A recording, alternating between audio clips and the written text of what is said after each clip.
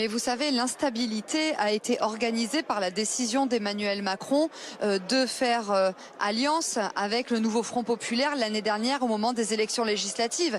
Parce que c'est précisément en raison de ces alliances de la honte, de ces barrages anti-républicains qu'il y a eu quelque part nos institutions qui ont été entravées et qui ont conduit au blocage politique que nous connaissons aujourd'hui. Si notre note vient d'être dégradée, c'est aussi parce que nos politiques ont menti. Bruno Le Maire, quand il était ministre de l'économie, n'a cessé de sous-estimer le déficit et de surestimer la croissance.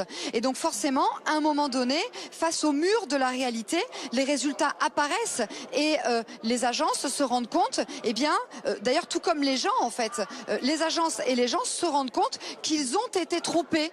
Ils ont été trompés par ceux qui nous dirigent depuis des années.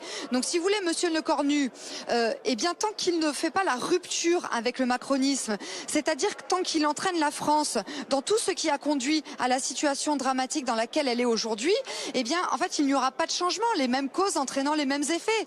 C'est la raison pour laquelle nous demandons à Monsieur Lecornu de faire preuve de responsabilité, d'écouter les demandes du Rassemblement national, d'écouter nos solutions qui n'ont jamais été essayées. Je pense à la réduction de l'immigration, je pense à la baisse de la contribution française au budget de l'Union européenne, que l'on s'attaque aussi au mammouth qu'est l'État, c'est-à-dire toutes ces agences dont on ignore parfois leur utilité.